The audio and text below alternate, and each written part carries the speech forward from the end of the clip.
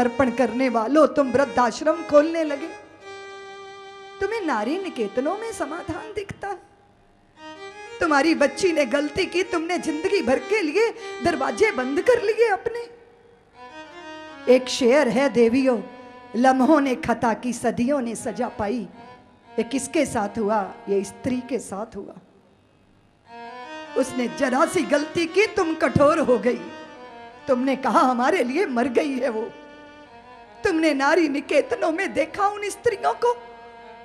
क्या तुमने उनमें दुर्गा नहीं देखी? क्या तुमने उनमें यशोदा को नहीं देखा? तुम कहती हो उन्होंने गलतियां की हैं, तो कौन है जो गलती नहीं करता? किसी की गलती पकड़ में आती है, किसी की गलती पकड़ में नहीं आती। और गलती करना अपराध नहीं होता देवियों, गलतियों को दोहराना अपराध होता है। और अगर तुमने किसी की गलती को माफ नहीं किया, तो तुम क्षमा रूपा कैसे होगी? और अपनी संतान को क्षमा नहीं कर सकी। मैंने वर्षों पहले एक अभियान चलाया था कि जिनसे गलतियां हुई हैं, अगर वो चित्त से, अपने चित्त से उसे स्वीकार करें, निषेध करें, इंद्रियों का शमन करें, चित्त पर अंकुश लाएं, तो वो भी उतनी बड़ी पदवी को पा सकती हैं। कितनी बड़ी पदवी? जो यशोदा को मिली। मन में कल्पना आई कि हम नन्हे नन्हे बच्चे उन माताओं को सौंपेंगे जो यशोदा की भूमिका निभाने का मन बनाती हैं। हाँ, उनसे कभी गलती तो हुई है, किंतु बार बार उन्होंने गलती नहीं की। उनके पास हृदय है, प्रेम है, स्नेह है। और कभी कभी गलती नहीं होती। जिस साथी के साथ ब्याधी गई, वो ही ऐसा पत्थर हृदय होता है कि वो समझ नहीं पाता अपने साथी को, फिर वो त्यक्त कर देता है। और कभी संतान नहीं हुई तो उन्हीं का दोष लगा के, उनको बांझ कह के समाज की मुख्य धारा से अलग कर दिया जाता है। कल्पना आई वात्सल्य परिवार की। बेटे हो, बेटियां हो, माँ हो, मासी हो, नानी हो।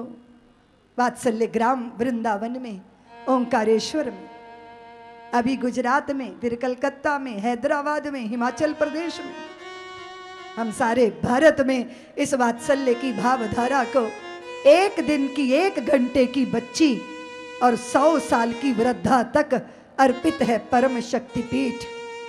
क्यों?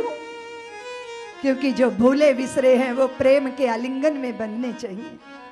और अगर तुमने उपेक्षा करके नारी निकेतनों में, बाल आश्रमों में उनको अनाथ कह के पहुंचा दिया, तो फिर तुम क्यों कहते हो ये देश पशुपतिनाथ का देश है? क्योंकि जहां पशु अनाथ नहीं है, वहां मनुष्य अनाथ कैसे हो सकता है? अकेला कैसे हो सकता है?